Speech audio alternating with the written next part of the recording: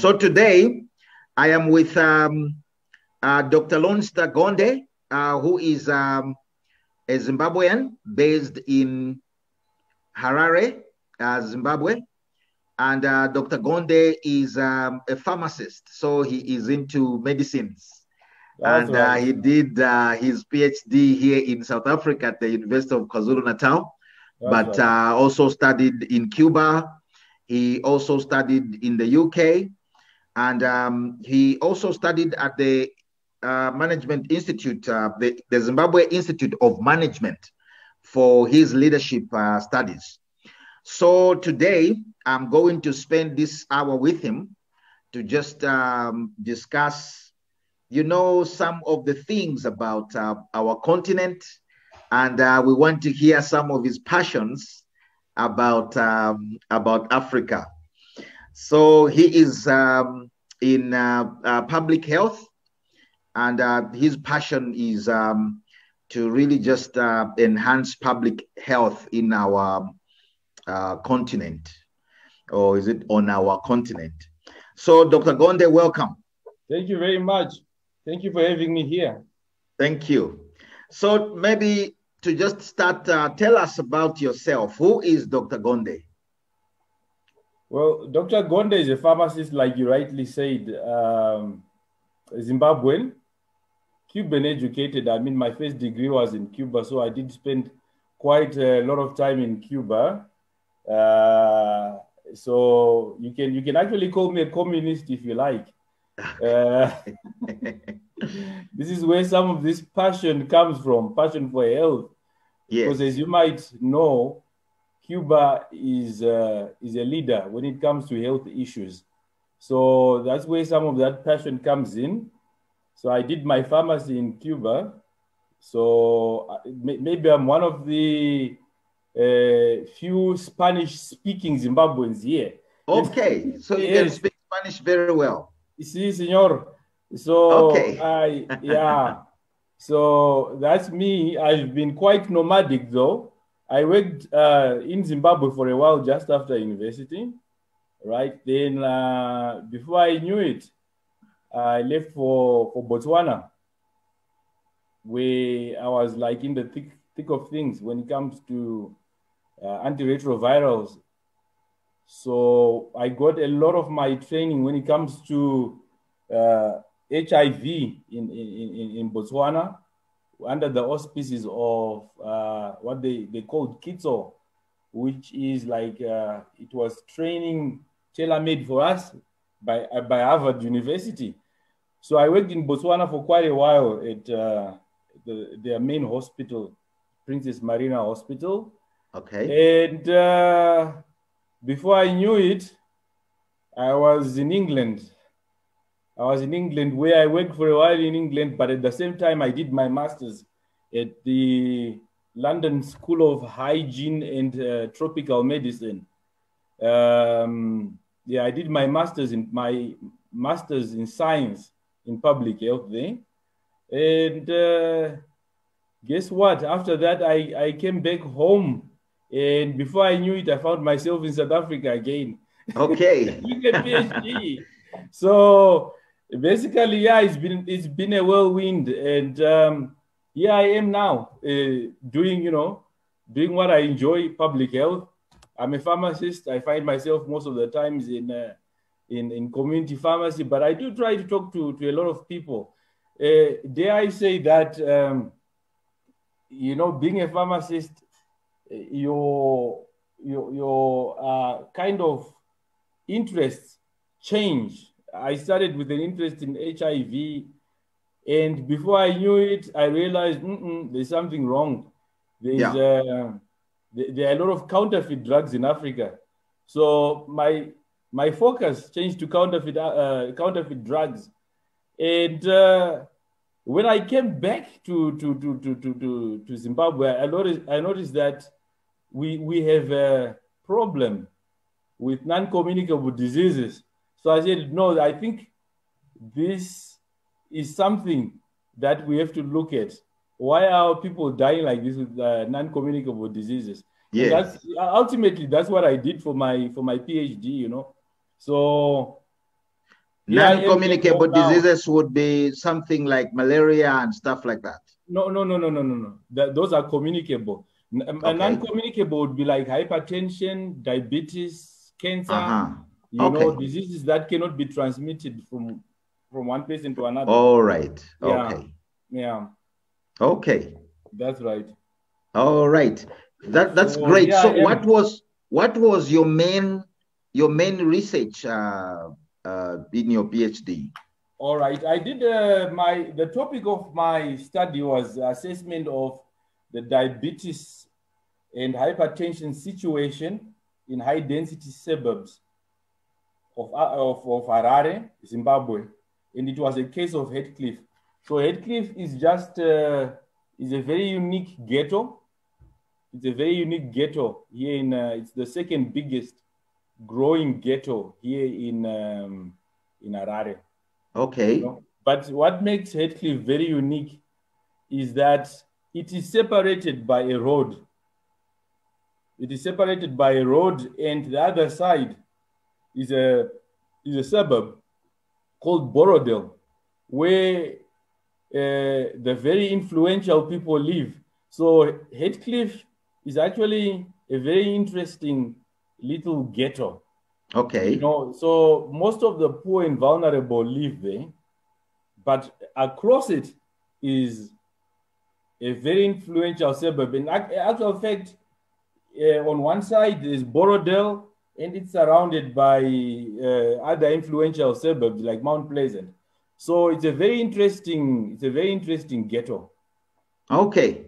Yeah. The only place that I remember very well in Harare is waterfalls. Waterfalls. Okay. No, yes. Yeah. And another one is Avondale. You see, Avondale is not too far from here, from Borodale. Okay. Yeah, I have. When I came to Harare, I've stayed in Avondale, and then I stayed there in Waterfall. Now, you know, as an African, yes, when you look at what is happening to our continent, it's one of those continents that most of the times, when you mention Africa, for example, the picture that usually comes. I was interviewing another doctor here on African Legends. Yeah. One of the professors at Wits University. She was just telling me that if you Googled African, most of the times you get a woman carrying a calabash on her head. That's and right. Probably having a child on her back and looking most of the times very poor. Yes. Now, when you look at that, the poverty, the underdevelopment, lack of visionary leadership and stuff like that, what do you think us as Africans, we can do to change that picture? Because nobody will change it for us. That's right. What it is that Africa is a very diverse place. I've managed to travel right across Africa. I've been lucky to travel right across Africa. And Africa is not really that homogeneous like place that people make it to be. Africa has been labeled the dark continent. It's been for a very long time. It's been labeled the dark continent. And I'm beginning to realize why it's been labeled the dark continent. It's because we have been sort of like we haven't been taught the truth for a very long time. They deliberately kept us in the dark so that we don't show what we've got as a continent.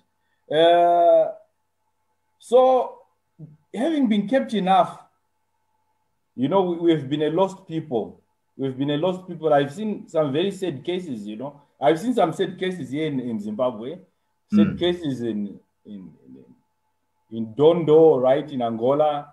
I've seen some sad cases if you travel deep down in Zambia. you realize that Africa is a very diverse place, but at the same time, I think Africa could be better managed. That's what I think. If you go to Angola, I mean, sorry, not Angola. If you go to the DRC, deep down in Lubumbashi, you will see that Africa, there are similarities in Africa. There are similarities in Africa. This is the Africa that I'm talking about, is the Black Africa. I normally want to talk about the Black Africa, not the North Africa. The Black Africa is what I really want to talk about. You know, so I realized that we're not managing what we have very well, and if we're not careful, there will be very little for our kids left, for our grandchildren. You know, you and I are probably the same age, but yes, for our grandchildren, there wouldn't be much left. They'll probably look. They'll probably look at some features in photos, and they'll be told, "This was Africa. This was your country before." You know, I had an experience once when I went to Mauritius at one time. Yes. And when I was in Mauritius, one of our tour guides says to me, "You know what? In this country, there used to be a bird. It used to be called the dodo." A dodo. So, a dodo, yeah. So the dodo was a bird which was it was rich in fat, but a very slow bird. You know, you could actually chase it and catch it. You know, so it was a very good tasting bird. It tasted almost like chicken. So what happened is that I think it was the Dutch that went into Mauritius when they colonized Mauritius at one time, and the Dutch ate all those dodos. That's how the dodo. That's how the dodo became extinct. You know, so I think if you look at their flag, or if you look at most of the flags in Mauritius, they have a dodo on it. They've got a dodo on it, but no one has seen a dodo before. Wow. You see now. So here we are. This is Africa. This is Africa. I was just talking to somebody, and I was saying, you see, we don't realize what we've got. We don't realize what we've got. We are not poor. We are a rich continent.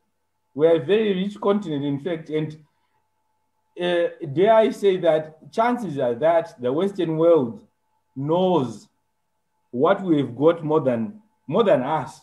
Yeah. So this is what I wanted to say. So here we are. You know, you look at the plundering that's going on in Angola. As I was traveling in Angola, all I could see was very expensive timber being taken from the rural Angola. You know, guess who was driving those trucks? Yeah. I won't even mention the race. So they are driving those trucks right to the ports, and the timber is being exported. Wow. Yeah, the timber, the very expensive timber is being exported, and there are roadblocks along the way. Nobody stops those trucks, and that wood is going straight into straight. You know, it's gonna be shipped. It's the same thing if you go to Zambia. I've seen a lot that is happening. Yes, I've seen a lot that is happening here. The other day I was driving here in Harare, and I noticed a truckload of soil and stones, you know. And in front of that, about two trucks. In front of that truck, there's two small little cars leading, two small little cars following, and our resources are getting plundered as we are looking. You know, we are looking and we're doing nothing about it. You know, so to me, whatever is happening in Africa is almost the same. You know, this is just a little snippet of what is happening in Africa. But back to your question. You were asking, I think your question is, what can we do? What can we do? first and foremost, there's one thing that I admired about Botswana. Was I've seen, during my stay in Botswana, I've seen ministers going to prison, and I happened to work very closely with Botswana. I remember I was in the government, and at one time I was actually responsible for, let me say, very important people in Botswana. I was quite responsible for their health. And what I wanted to say is that Botswana is very jealous with what they have. They are a country that has got diamonds, as we know, but they are very jealous with what they've got, you know.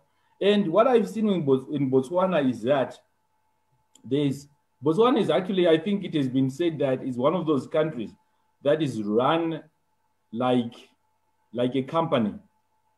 It has been said so many times that Botswana is run like a company. I haven't been there in a while now, but certainly what I can say is that the governance is proper. You know, the accountability during my time was proper, you know. So if Botswana is run like a company, what are we saying? From my leadership school, I know that when a company is not performing well, you ask yourself, why is it not performing well? Why is it not performing well? You know, we know that here in most of our countries in Africa, most of the countries that I've seen are actually, they are operating in a VUCA environment. VUCA, V-U-C-A. Yeah. In other words, they are vulnerable, they are uncertain, they are complex situation, they are ambiguous situations. That's what I mean. So you notice that, that's the kind of environment that they work in. But then if our countries were like companies, like I'm saying, if we really wanted to look at our company and say, how do we manage our country? How do we steer our country properly out of the murky waters, so to say? We would do a pestle analysis, right? Yeah. Isn't that so? We would do a pestle analysis. In other words, we would look at the politics of the country, would look at the economy of the country, would look at the sociological aspects of the country, would look at the technology in a country, would look at the legal aspects in a country, and would look at, you know, like the environment in a country. So these are the kind of things that are not, you know, if it was a machine, I would say there's something amiss. They're not clicking. I'm not going to talk of a particular country in Africa, but if that was the case, I'm sure those are the various aspects we would really look at, not just from an academic point of view, but we have to learn to operationalize those aspects that I'm talking in the pestle aspect of it. Yeah. What is it that we're doing with the politics? Is politics leading the way so much so that we are blinded, you know? You get instances of countries that are led by lawyers, you know? Where is the engineer in all this, you know? Where is the architect who has the eye for beauty in all this? Where is the doctor who actually looks at the health in all of the decisions you make? Yeah. That, for me, is the Achilles heel. That's where Africa is getting it wrong. The mix is wrong. Don't you think that from what you have just explained, when you look at a company, when a company is not performing, the CEO is fired. You know, the shareholders will not allow that to happen. They can't be bleeding money. I mean, yes, I get you, because That's the accountability we're talking about. Yes. That's the accountability we're talking about, you know. So that accountability is not there. Yeah, it's because there. Our politics, what I'm trying to say is that our politics seems to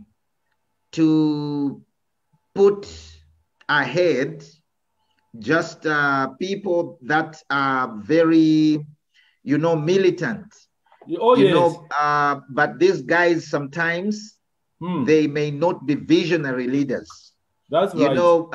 When you look at guys that have developed their countries, you look at Korea, for example. Yes. It's because of visionary leadership.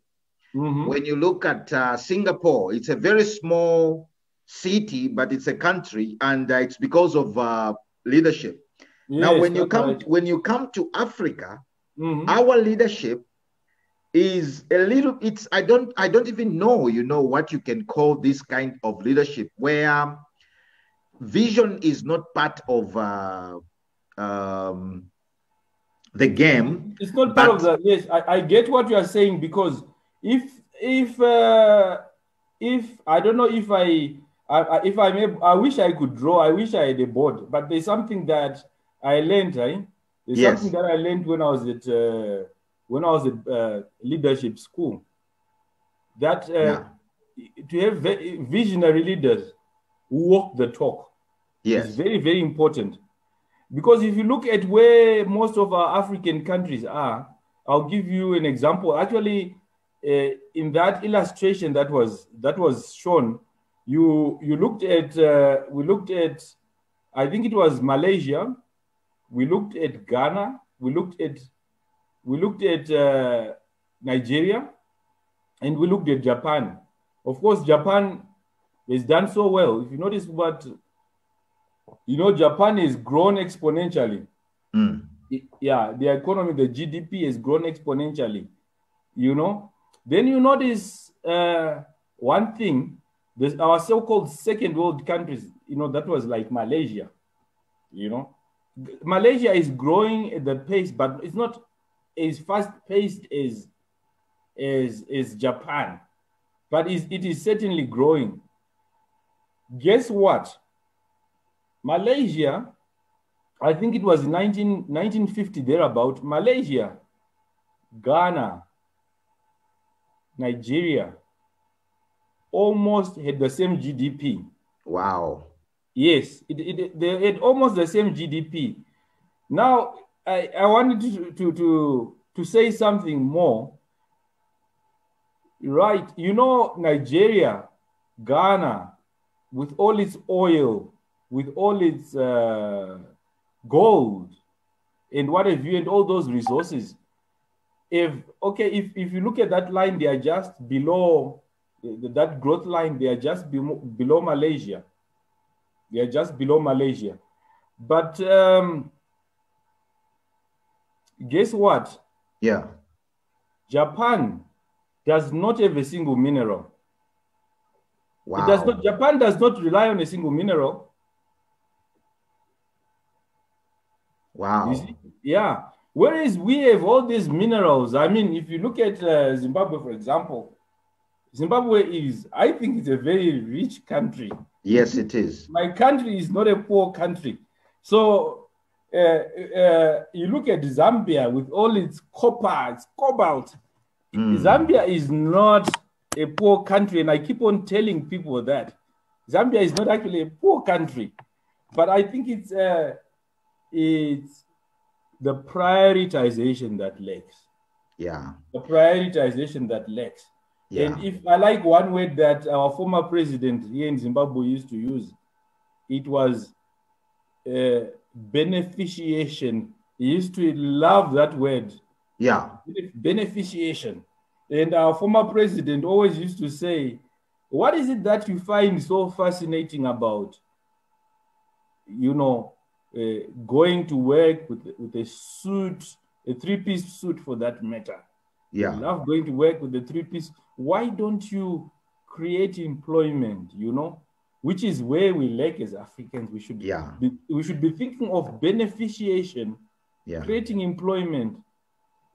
for Africans by Africans. Yeah. You know, that is key for me because collectively, as a people, we have a very inferior image. Yes. And the reason is collectively as a people, we are not very good at building things. Yes. You know, what you're talking about now is we need to build companies. You know, we need to build these huge corporations that can dish out, employment. Yes. When you look at the psyche of an African, don't you think that there could be something that is wrong with the way that we think that is inhibiting our development and also our movement, into a future that is benefiting every African? Yeah, that certainly is very true. Actually, today I was just one of the problems, if I may point out, one of the problems is Africans is that we work in silos. Just this morning, I was speaking to one of my mentors.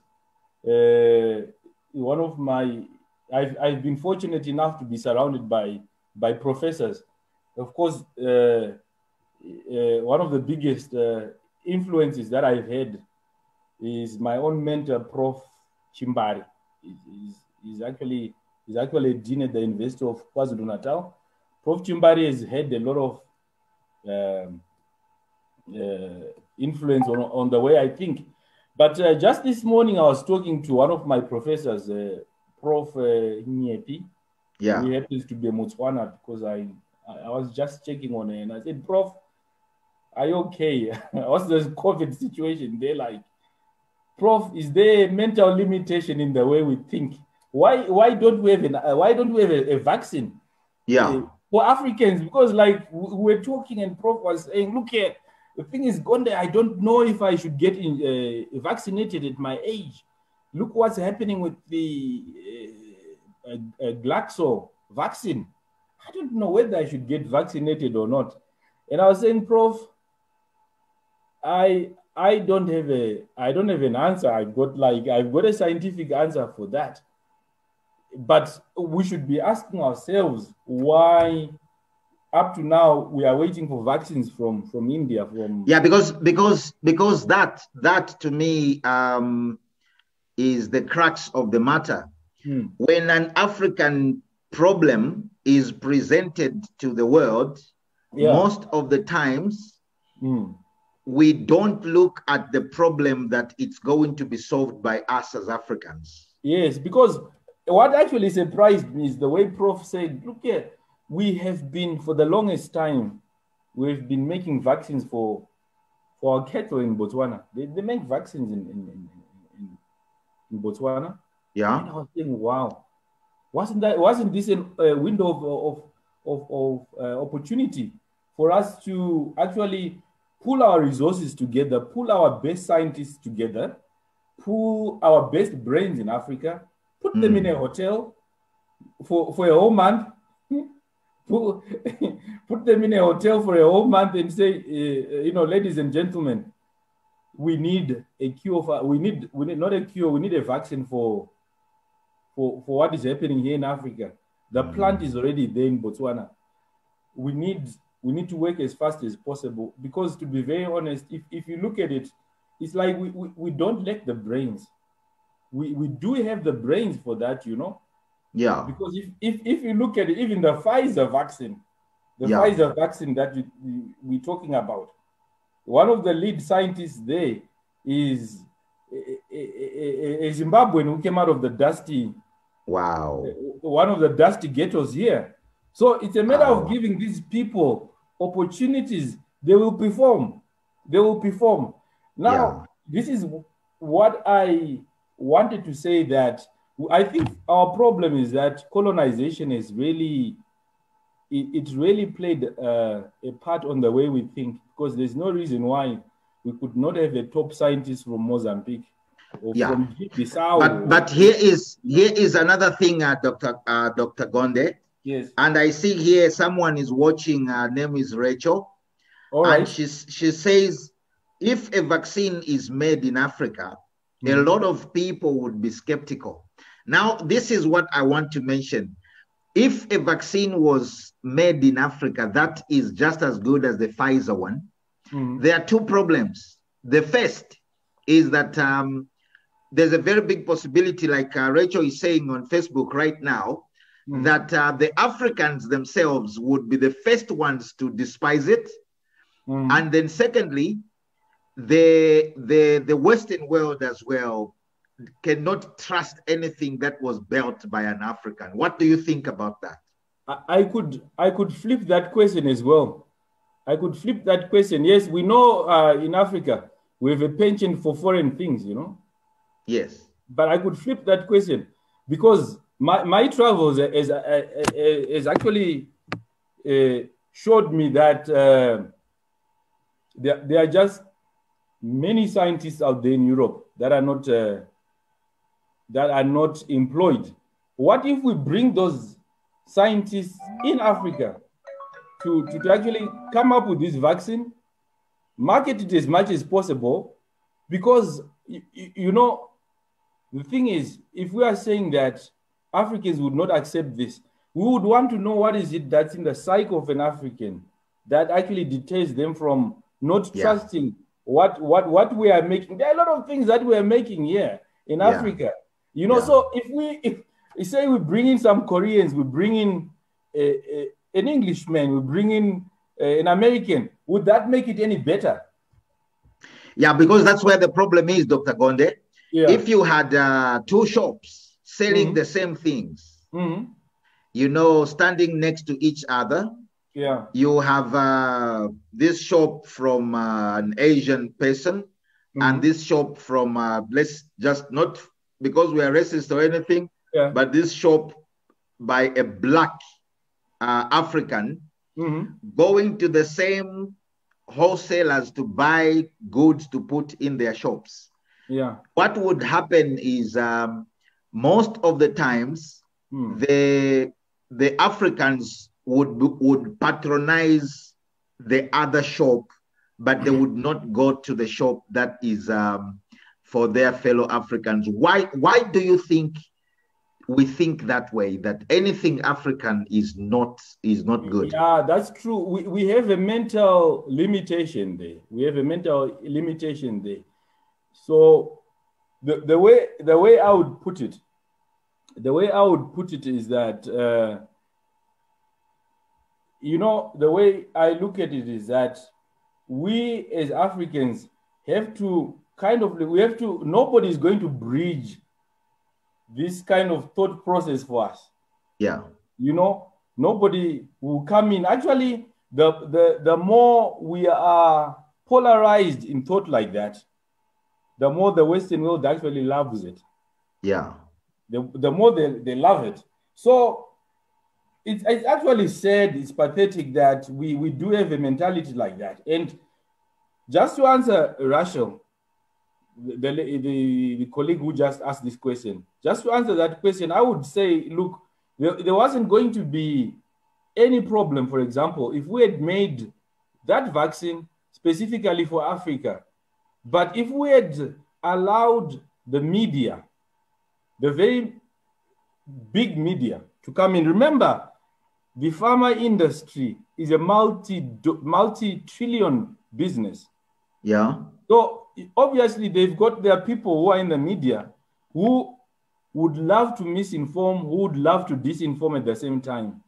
But if we had made our vaccine in such a way that it was a vaccine specifically for Africa, you know, just a vaccine for us, for Africans, without all this media hype, I'm sure we would have done very well with the vaccine. So then what you are saying to me and to the people that are watching this today, Dr. Gonde, is that there is a deliberate misinformation about disinformation as well. Anything about African. Yes. And then the other thing then that I would want to ask you, because you mentioned that these other big farmers, pharma companies, pharmaceutical companies, they have their own, you know, media people. I remember watching it's a machine. It's a well-oiled machine.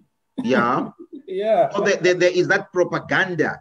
So what sort of education then do we need for our people, these Africans, that will change the trajectory of our continent? We have to play to our strengths. We really have to play to our strengths. And as it is right now, we need a magnet for the good in Africa. We need a magnet for the good and what I call a repellent for the bad. And I will keep on saying it. No one is going to do it for us. No one is going to do it for us.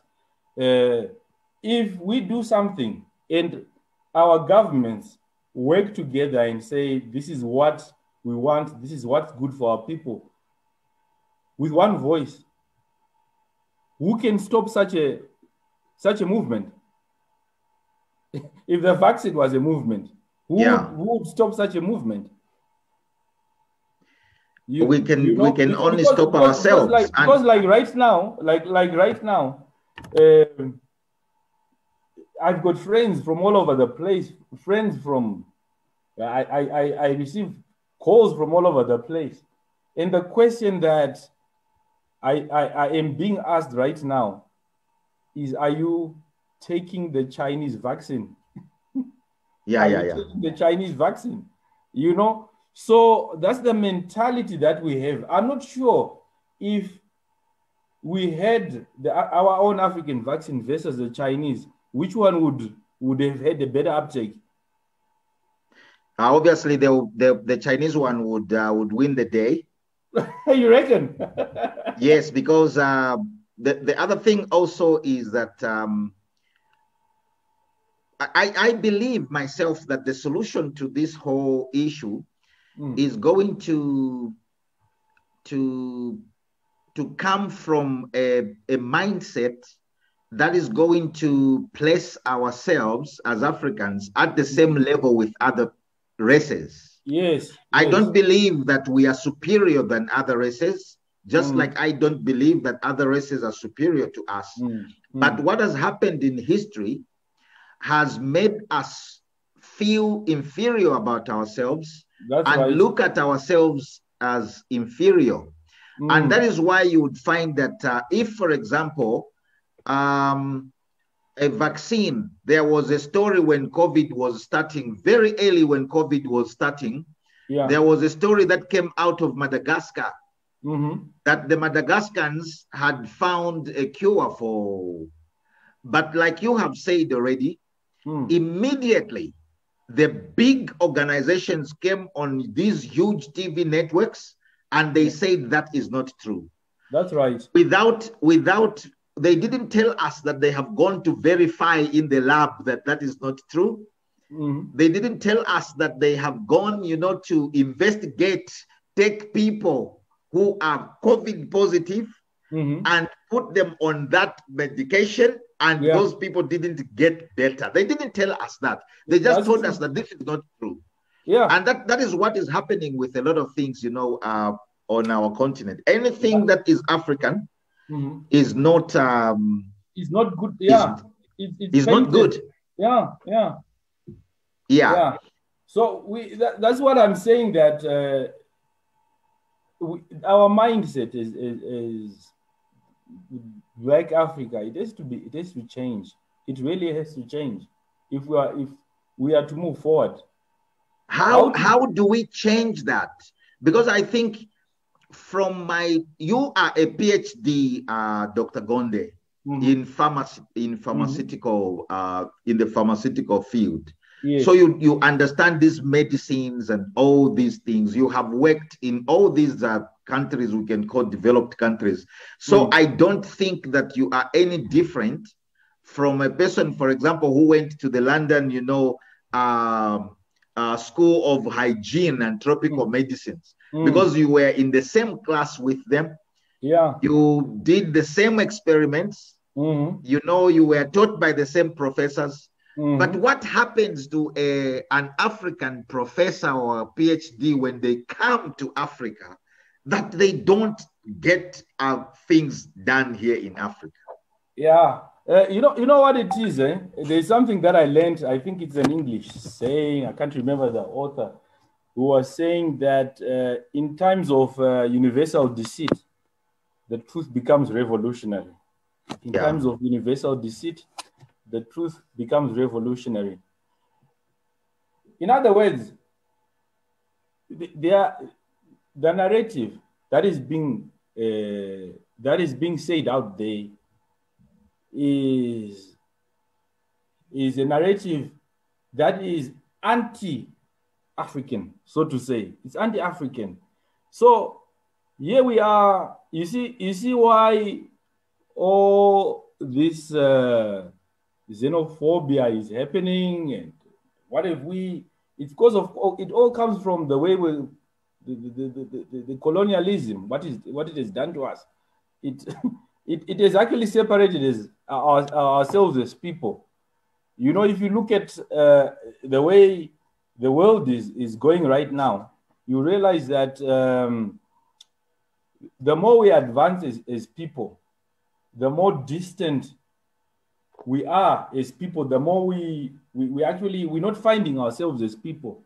So we are becoming separated more and more. Is the world, and have you noticed that the world is actually moving faster now? Before we know it, it's 2022. You know, but the world is actually moving faster than we realize. Yes, go ahead. Technology is not stopping either. It's not stopping, but chances are that our thinking has remained the same, but the world is moving. And I'll tell you what, for some people it works out perfectly fine like that. Yeah. So our lack of development and our lack of unity as a collective, you know, works better for the other people, because now there is also that story of the few Africans, you know, the elite Africans, you know, when they find an opportunity to benefit, you know, from these vouchers, we can call them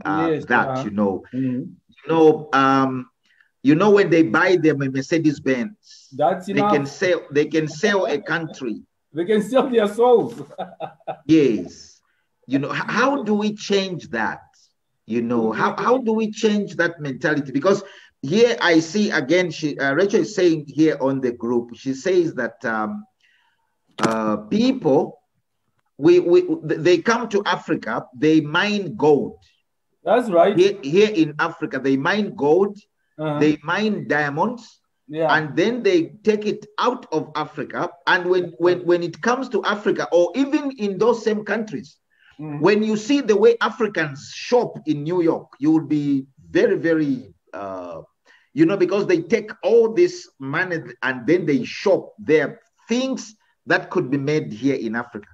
I was watching, I think it was a minister of something in Ghana, who was talking about the fact that they want to stop exporting cocoa. Yes. Because good move that, you know. That's the beneficiation we're talking about. But I can tell you before that is done, there's going to be a lot of pain for Ghana first. Yeah, but you know what it is, eh? I think if you notice, who's getting those kickbacks and what have you, there's a certain age group. Yeah. That's getting feedbacks. There's a certain age group. So the way I've always said is, no, look, the youth are the future. Yeah. Those are but you know, having said that, the youth are the future, what I've realized is that, funnily enough, the youth are now getting tagged along you know, by this, should I say, the elderly who were caught up in their, in some bad habits. They are being taken along, and slowly, the value of work, gets eroded that way. You know, even the youth believe, well, maybe I can make money I can make money faster if I'm into tenders and all that. It's happening all over Africa, you know, and you would notice that the work ethic is something that is missing in our youth. You know, your normal kind of youth doesn't know. Most of them now don't know what it is like to work to start work at 8 and finish at 5. Yeah. You know, so if we don't work on our youth, we have a serious problem. If we don't work on the work ethic, there's a serious problem. Yeah. Yeah. Yeah. That you know is very. I think it's also coming from the same mindset because of the poverty, and because we were colonized. That's and right. we thought that the things that we see from our other friends, the other races, just came out of thin air. That's you know, right. what we don't realize is that those things were built. You know, the companies that we are seeing today that are dominating the world, they were not built in 2 days. These things were built, you know, from ground zero to where they are today. Even if there were a lot of things that were wrong, but we can't take away the fact that the building was done.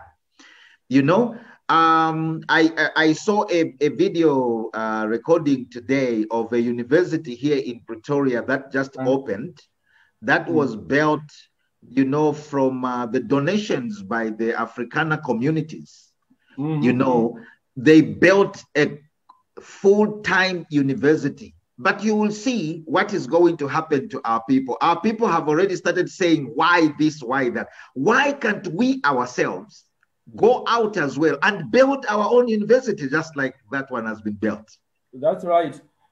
I wanted to say, you know, the saying that Rome was not built in a day.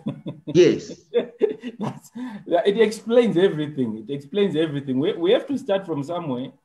We have to start from somewhere, to be very honest. That's exactly why I was looking at, you know, we actually have to self-actualize.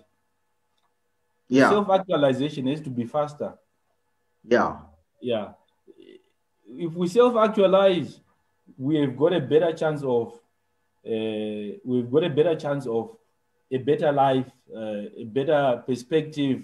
The lens by which we are going to look at things is actually. You know, for me, Dr. Gonde, it really pains me because, for example, I can see, you know, when we took over from the British, for example, Zambia now is about, is it 55, 57 years independence? When you look at the companies in Zambia, there are very few companies that were started by our own people that are that big that you can even say it's a company. You know, when you look at here in South Africa, the same thing as well. Yeah. So there are in South Africa, at least they have done quite well. Some black guys have started good companies, but it's isolated stories. Yes. You know, it's isolated stories. What we need is this collective, you know, narrative that we can have. Look at what the Chinese have done. Look at what the Koreans are doing. The Malaysians, what they are doing. These guys are not waiting for the West to come and do stuff. Now they are actually neck to neck with some of these countries. Even in some things, they may even be ahead. Why can't we do the same? No, you know, political will is very important for us to be able to bridge that no-do gap. The political will, as long as our governments allow us to actually do what we want to do with very little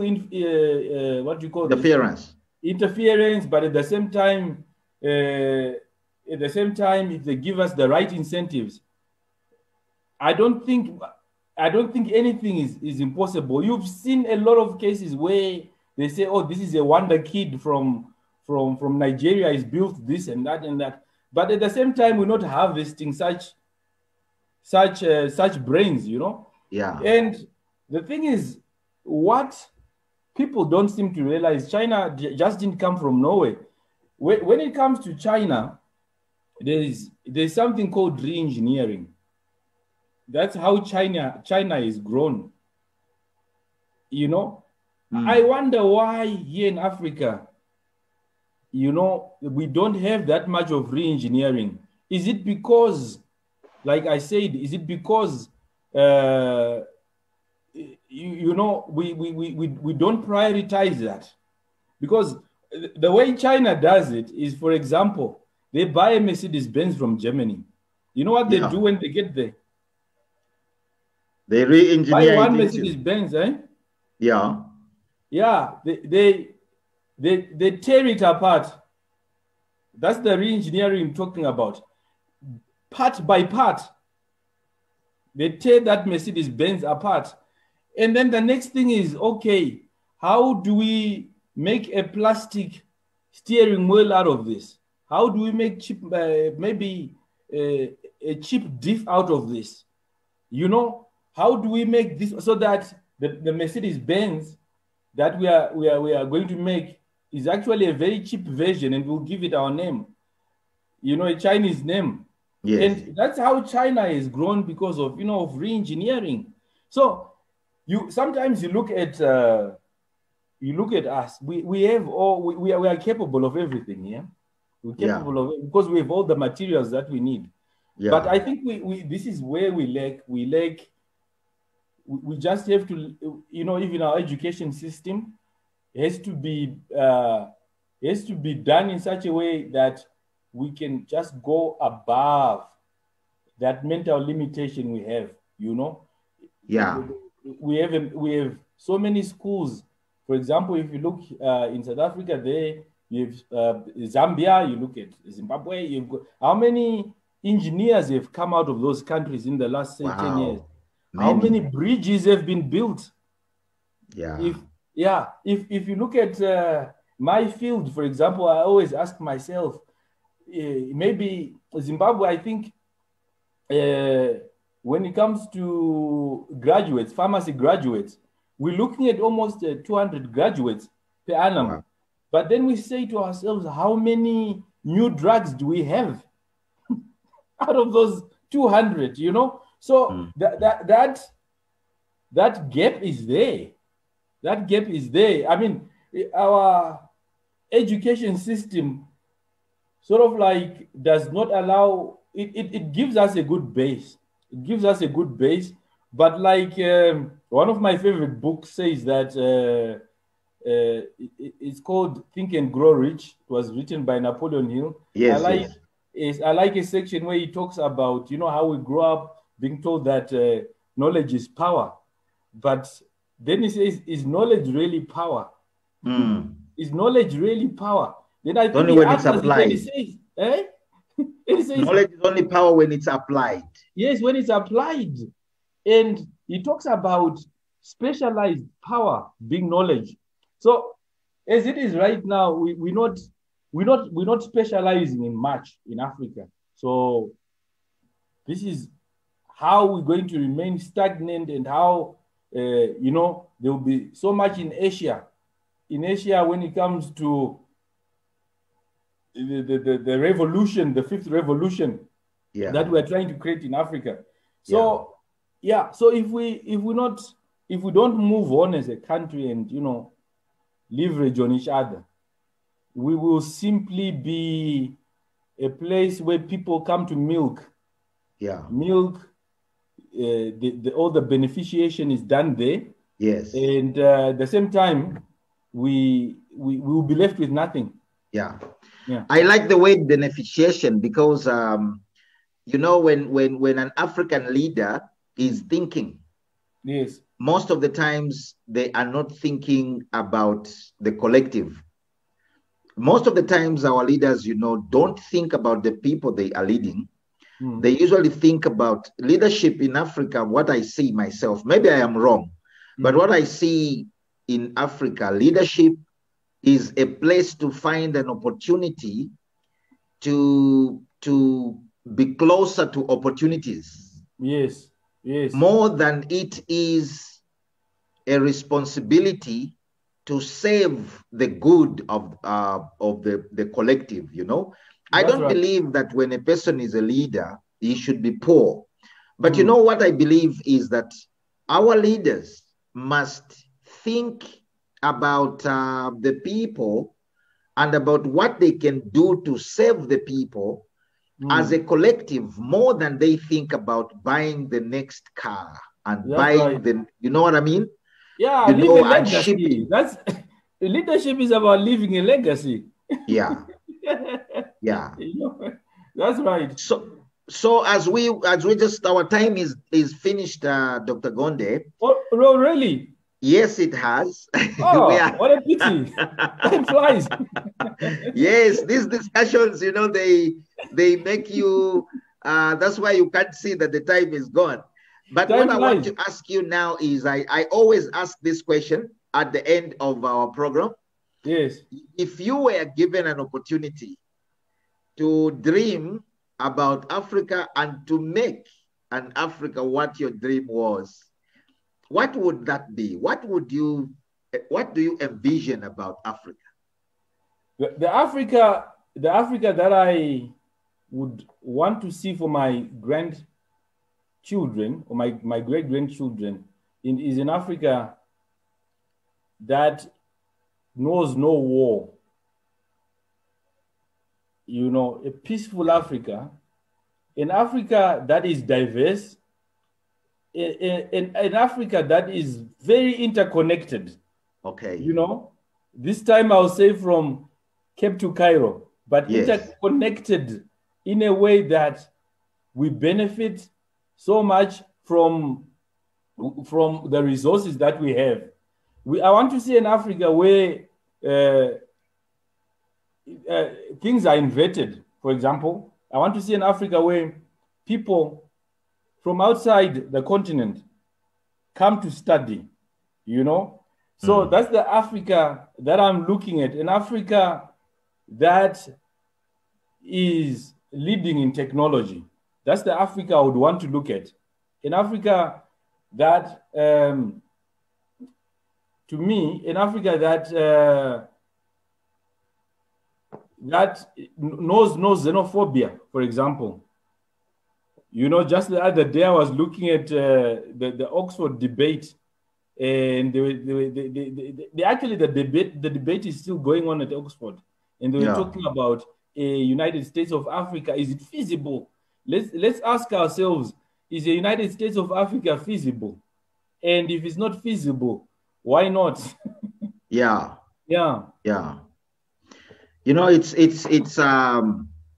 It's one of those things that when you sit down with Africans all across right now, I think the narrative is changing. Most of our people really want our continent to be a better place to live and a safer place to live, and also just to be, we don't want to claim like other people would claim African this and African that, we are the people this and that. I don't think that is what is going to solve our problem. I don't think that if we are going to go the superior way, thinking that we are superior, we are going to change the problem. I think for me, what will change is for us to know that we are just as normal as an American, as normal as a British, normal as a Japanese. And we can do what other people have done. And we need to start doing these things. That's right. So that's why, this conversation, is going to go on for a very long time. And I bring Africans of all, disciplines, and we just come and we hang out here on African Legends. And so I just want to say thank you so much for spending your time with me today, Dr. Gonde. Thank you, Ken. Thank you for having me here. I wish we could talk, or we could talk and talk and talk, and it's been a pleasure being here. Thank you very, very much. You must recommend some of these African legends to me so that I can bring them on this program as well. No worries. We'll keep in touch, and I'll do that. Thank you. Cheers, Getty. And please just have a great time there in Harare. It's a great city. I used to come to that city and I would go to Jaggers. I don't know whether Jaggers is still there. Jaggers. Jaggers, all right, yes. Yeah. But thank you. All right. Thank you so much for your time. And God bless you. God bless you too. Take care. Bye-bye. Thank you.